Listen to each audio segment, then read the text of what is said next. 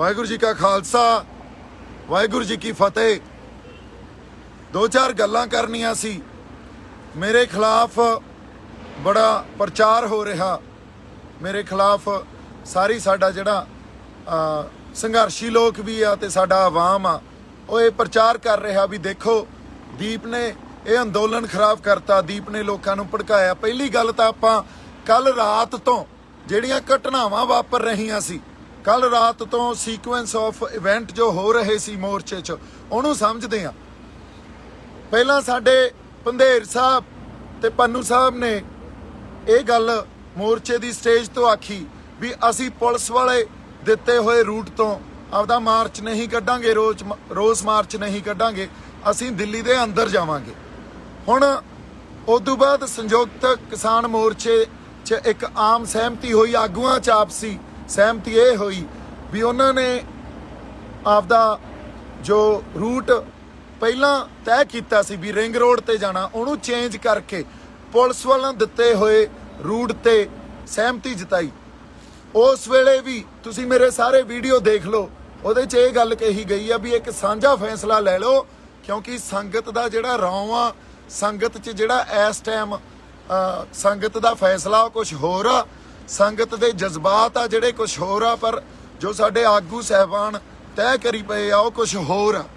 ਸੋ ਇਸ ਕਰਕੇ ਕੱਲ ਰਾਤ ਨੂੰ ਸੰਯੁਕਤ ਕਿਸਾਨ ਮੋਰਚੇ ਦੀ ਸਟੇਜ ਤੋਂ ਉੱਥੇ ਨੌਜਵਾਨਾਂ ਨੇ ਬਹੁਤ ਜ਼ਿਆਦਾ ਆਪਦੇ ਜੋਸ਼ ਨਾਲ ਤੇ ਇਹ ਕਹਿ ਲਓ ਨਾਲ ਹੋਸ਼ ਨਾਲ ਵੀ ਆਪਦਾ ਰੋਸ ਪ੍ਰਗਟ ਕੀਤਾ ਵੀ ਅਸੀਂ ਦਿੱਲੀ ਦੇ ਅੰਦਰ ਜਾਣਾ ਤੇ ਅਸੀਂ ਜੋ ਪ੍ਰੋਗਰਾਮ ਤੁਸੀਂ ਜਿਹੜੇ ਰੂਟ ਦਾ ਦੇ ਰਹੇ ਹੋ, ਜੋ ਸਰਕਾਰ ਨੇ ਦਿੱਤਾ ਜਾਂ ਪੁਲਿਸ ਨੇ ਦਿੱਤਾ, ਉੱਥੇ ਰੋਸ ਮਾਰਚ ਨਹੀਂ ਕਰਨਾ।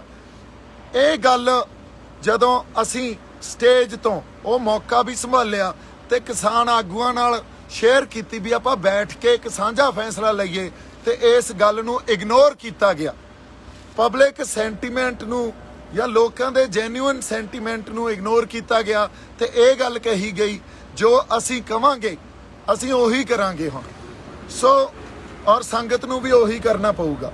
ਇਸ ਤੋਂ ਬਾਅਦ ਅਗਲੀ ਗੱਲ ਜਦੋਂ ਇਹ ਹੋਈ ਵੀ ਸਵੇਰੇ ਪੰਧੇਰ ਸਾਹਿਬ ਤੇ ਪੰਨੂ ਸਾਹਿਬ ਅੱਗੇ ਲੱਗੇ, ਉਹਨਾਂ ਦੇ ਟਰੈਕਟਰ ਤੇ ਉਹਨਾਂ ਦੀ ਜਥੇਬੰਦੀ ਅੱਗੇ ਸੀ, ਤੇ ਫਿਰ ਸੰਗਤ ਨੇ ਆਪ ਮੁਹਾਰੇ। ਹੁਣ ਦੀਪ ਸਿੱਧੂ ਕਹਿੰਦੇ ਲੋਕਾਂ ਨੂੰ ਭੜਕਾ ਗਿਆ। ਤੁਸੀਂ ਇੱਕ ਗੱਲ ਸੋਚੋ ਵੀ ਲੱਖਾਂ ਲੋਕ ਕੱਲਾ ਦੀਪ ਸਿੱਧੂ ਭੜਕਾ ਗਿਆ।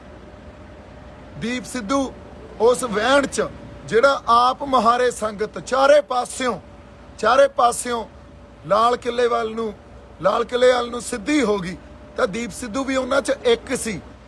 ਹੁਣ ਲੱਖਾਂ ਲੋਕ ਤੁਸੀਂ ਇਹ ਵੀ ਦੇਖ ਲਓ ਵੀ ਜਿਹੜਾ ਜਥੇਬੰਦੀਆਂ ਨੇ ਰੂਟ ਦਿੱਤਾ ਸੀ ਉਸ ਰੂਟ ਤੇ ਕਿੰਨੇ ਕੁ ਸਾਡੀ ਸੰਗਤ ਗਈ, ਤੇ ਜਿਹੜਾ ਰੂਟ ਆਪ ਮੁਹਾਰੇ ਹੋ ਕੇ ਸੰਗਤ ਨੇ ਬਣਾ ਲਿਆ ਉਸ ਰੂਟ ਤੇ ਕਿੰਨੀ ਕੁ ਸੰਗਤ ਗਈ, ਇਹਨੂੰ ਮਾੜਾ ਜਿਹਾ ਦੇਖ ਲਓ।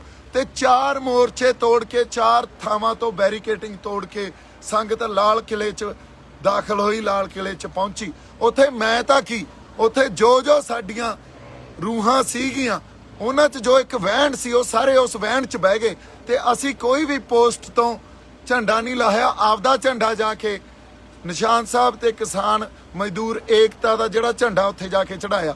ਸੋ ਅਸੀਂ ਹਮੇਸ਼ਾ ਹੀ ਜਿਹੜੇ ਐਡੇ ਵੱਡੇ ਸੰਘਰਸ਼ਾਂ ਦੇ ਵਹਿਣ ਹੁੰਦੇ ਆ ਨਾ, ਉਹਨੂੰ ਅਸੀਂ ਕਿਸੇ ਪਾਰਟਿਕੂਲਰ ਜਾਂ ਕਿਸੇ ਖਾਸ ਵਿਅਕਤੀਆਂ ਨਾਲ ਜੋੜ ਕੇ ਦੇਖਣ ਲੱਗ ਜਾਂਦੇ ਆ, ਇੱਥੇ ਹੀ ਗਲਤੀ ਕਰ ਜਾਂਦੇ ਆ।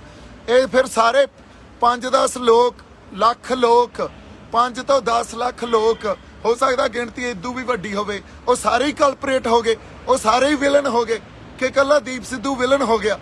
ਤੁਸੀਂ ਇਹੀ ਪਹਿਲਾਂ ਇਤਿਹਾਸ 'ਚ ਅਸੀਂ ਗਲਤੀਆਂ ਕੀਤੀਆਂ, ਅਸੀਂ ਸੰਘਰਸ਼ਾਂ ਦੇ ਵਹਿਣ ਨੂੰ ਕਿਸੇ ਖਾਸ ਸ਼ਖਸੀਅਤ ਦੇ ਨਾਲ ਜੋੜ ਕੇ ਦੇਖਣ ਲੱਗ ਜਾਂਦੇ ਆ ਤੇ ਇੱਕ ਬੰਦੇ ਨੂੰ ਵਿਲਨ ਬਣਾ ਦਿੰਦੇ ਆ। ਨਹੀਂ, ਉੱਥੇ ਸਾਰੀ ਸੰਗਤ ਦਾ ਜਿਹੜਾ ਰੌਂ ਸੀ, ਸੰਗਤ ਦਾ ਫੈਸਲਾ ਸੀ, ਉਹ ਦਿੱਲੀ ਜਾਣ ਦਾ ਸੀ, ਦਿੱਲੀ ਐਂਟਰ ਹੋਣ ਦਾ ਸੀ।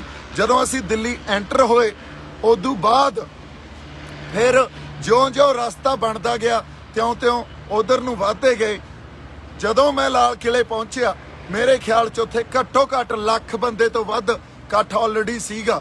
ਸੋ ਮੇਰੇ ਕਿਸੇ ਵੀਡੀਓ 'ਚ ਜਾਂ ਕਿਸੇ ਹੋਰ ਵੀਡੀਓ 'ਚ ਵੀ ਇਹ ਦਿਖਾ ਦਿਓ ਵੀ ਦੀਪ ਸਿੱਧੂ ਸਾਰੇ ਨੂੰ ਅੱਗੇ ਲੱਗ ਕੇ ਲਾਲ ਕਿਲਾ ਲੈ ਗਿਆ ਹੋਵੇ। ਮੈਂ ਚਲੋ ਸਾਡੇ ਲੋਕ ਤਾਂ ਭੋਲੇ ਆ, ਉਹਨਾਂ ਨੂੰ ਜੋ ਤੁਸੀਂ ਗੱਲ ਕਹੋਗੇ ਕਈ ਵਾਰੀ ਮੰਨ ਲੈਂਦੇ ਆ, ਪਰ ਜਿਹੜੇ ਸਾਡੇ ਇੰਟੈਲੈਕਚੁਅਲਸ ਵੀ ਆ, ਜਿਹੜੇ ਗੱਲਾਂ ਨੂੰ ਸਮਝਦੇ ਆ, ਉਹ ਵੀ ਇਹ ਗੱਲਾਂ ਕਰੀ ਜਾਂਦੇ ਆ। ਤਾਂ ਇਸ ਗੱਲ ਦਾ ਤਾਂ ਅਫਸੋਸ ਹੀ ਕੀਤਾ ਜਾ ਸਕਦਾ। ਮੈਂ ਮੋਰਚੇ ਤੋਂ ਜਾਂ ਸਾਡੇ ਕਿਸਾਨਾਂ ਦੇ ਜਿਹੜੇ ਸਾਡੇ ਹਿੱਤ ਆ ਉਹ ਤੋਂ ਵੱਡਾ ਨਹੀਂ ਆ। ਆਪਾਂ ਇੱਥੇ ਭੜਕਾਉਣ ਨਹੀਂ ਆਏ। ਹਮੇਸ਼ਾ ਜਦੋਂ ਜਦੋਂ ਇਤਿਹਾਸ 'ਚ ਕੋਈ ਇਹੋ ਜਿਹੀਆਂ ਘਟਨਾਵਾਂ ਵਾਪਰਦੀਆਂ, ਉਸ ਵੇਲੇ ਇੱਕੋ ਹੀ ਗੱਲ ਕਹੀ ਜਾਂਦੀ ਆ, ਫਲਾਣੇ ਬੰਦੇ ਨੇ ਭੜਕਾਤਾ। ਨਹੀਂ, ਉਹ ਇੱਕ ਵਹਿਣ ਹੁੰਦਾ। ਉਸ ਵਹਿਣ 'ਚ ਹਰ ਕੋਈ ਵਹਿ ਜਾਂਦਾ। ਜਿਵੇਂ ਮੈਂ ਵਹਿ ਗਿਆ, ਜਿਵੇਂ ਬਾਕੀ ਸਾਡੇ 5 ਲੱਖ 10 ਲੱਖ ਲੋਕ ਵਹਿ ਗਏ, ਇੱਕ ਵਹਿਣ ਸੀ ਉਹ। ਸੋ ਉੱਥੇ ਕੋਈ ਵੀ ਹੁੰਦਾ ਉਹੀ ਕਰਦਾ ਜੋ ਅਸੀਂ ਕਰਨ ਗਏ ਸੀ। ਤੇ ਅਸੀਂ ਕਿਸੇ ਜਗ੍ਹਾ ਜਾ ਕੇ ਆਪਦੀ ਆਵਾਜ਼ ਬੁਲੰਦ ਕਰਾਂਗੇ, ਸਿੰਬੋਲਿਕਲੀ ਨਿਸ਼ਾਨ ਸਾਹਿਬ ਤੇ ਕਿਸਾਨੀ ਦਾ ਝੰਡਾ ਲਾਵਾਂਗੇ। ਔਰ ਤਿਰੰਗਾ ਦਾ ਪਿੱਛੇ ਝੂਲ ਰਿਹਾ, ਇੱਥੇ ਸਾਡੇ ਪੰਥ ਮਹਾਰਾਜ ਦੇ ਨਿਸ਼ਾਨ ਝੂਲ ਰਹੇ ਆ, ਕਿਉਂਕਿ ਸਾਡੇ ਮੋਰਚੇ 'ਚ ਦੇਖ ਲਓ ਤੁਸੀਂ, ਨਿਸ਼ਾਨ ਸਾਹਿਬ ਤੇ ਕਿਸਾਨੀ ਦੇ ਝੰਡੇ ਹੀ ਆ ਨਾ, ਹੋਰ ਤਾਂ ਸਾਡੇ ਕੋਲੇ ਕੁਛ ਨਹੀਂ ਆ। ਸੋ ਆਪਾਂ ਕੋਈ ਹਿੰਸਾ ਨਹੀਂ ਕੀਤੀ, ਕਿਸੇ ਨੂੰ ਨਹੀਂ ਭੜਕਾਇਆ। ਅਸੀਂ ਕਿਹੜਾ ਕਿਸੇ ਨੂੰ ਮਾਰਨ ਗਏ ਸੀ? ਸਾਡੇ ਖਾਲੀ ਹੱਥ ਸੀ, ਹੱਥਾਂ 'ਚ ਝੰਡੇ ਸੀ ਤੇ ਟਰੈਕਟਰਾਂ ਤੇ ਕਾਰਾਂ ਤੇ ਅਸੀਂ ਗਏ ਆ। ਹੁਣ ਤੁਸੀਂ ਦੇਖੋ, ਇਹਨੂੰ ਹਿੰਸਕ ਕਹੋਗੇ। ਮੈਂ ਕਿੱਦੇ ਦਾ ਇੱਕ ਗੱਲ ਕਹੀ ਜਾਣਾ। ਹਾਂਜੀ, ਬਾਕੀ ਅਸੀਂ ਜਾਬਤੇ 'ਚ ਰਹੇ ਆ, ਕਿਸੇ ਨੂੰ ਕਿਸੇ ਪਬਲਿਕ ਪ੍ਰਾਪਰਟੀ ਨੂੰ ਨੁਕਸਾਨ ਨਹੀਂ ਪਹੁੰਚਾਇਆ।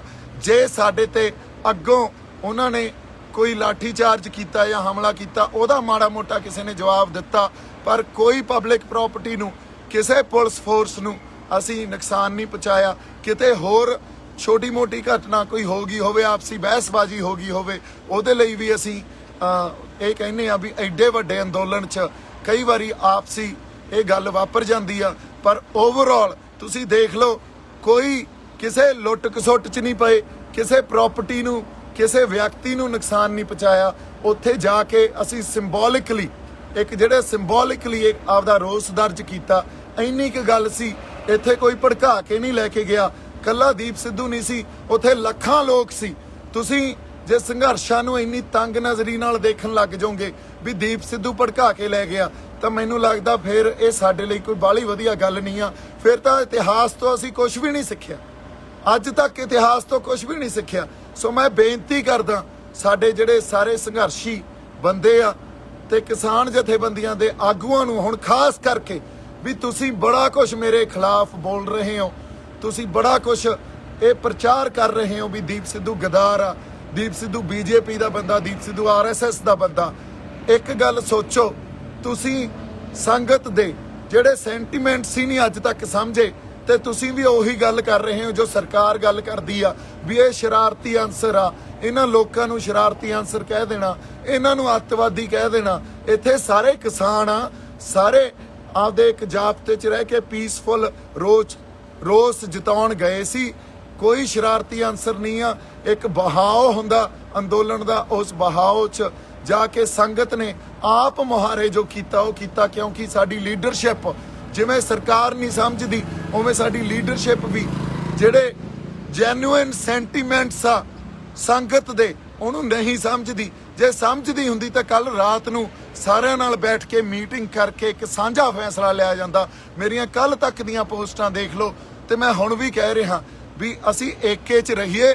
ਅਸੀਂ ਅੰਦੋਲਨ ਨੂੰ ਬਰਬਾਦ, ਜਾਂ ਇਹਨੂੰ ਕਹਿ ਲਓ ਵੀ ਅਸੀਂ ਇਹਨੂੰ ਕਿਸੇ ਢੰਗ ਨਾਲ ਖਰਾਬ ਨਾ ਕਰ ਲਈਏ, ਇੱਕ ਦੂਜੇ ਤੇ ਦੂਸ਼ਣਬਾਜ਼ੀ ਨਾ ਲਾਓ। ਅਸੀਂ ਏਕੇ 'ਚ ਰਹੀਏ, ਜਾਬਤੇ 'ਚ ਰਹੀਏ। ਕੋਈ ਨਹੀਂ, ਜੋ ਹੁਣ ਮੇਰੇ ਨਾਲ ਹੋਊ ਅਕਾਲ ਪੁਰਖ ਵਾਹਿਗੁਰੂ ਉਹ ਆਪੇ ਭਲੀ ਕਰੂਗਾ, ਮੈਂ ਨਜਿੱਠੂਗਾ। ਸੋ ਬਾਕੀ ਤੁਸੀਂ ਸਾਰੇ ਚੜ੍ਹਦੀ ਕਲਾ 'ਚ ਰਹੋ, ਏਕੇ 'ਚ ਰਹੋ, ਉਸ ਅਕਾਲ ਪੁਰਖ ਵਾਹਿਗੁਰੂ ਤੇ ਭਰੋਸਾ ਰੱਖੋ। ਜੋ ਉਹਨੇ ਕੀਤਾ ਠੀਕ ਕੀਤਾ, ਜੋ ਕਰੂਗਾ ਠੀਕ ਹੀ ਕਰੂਗਾ। ਵਾਹਿਗੁਰੂ ਜੀ ਕਾ ਖਾਲਸਾ, ਵਾਹਿਗੁਰੂ ਜੀ ਕੀ ਫਤਿਹ।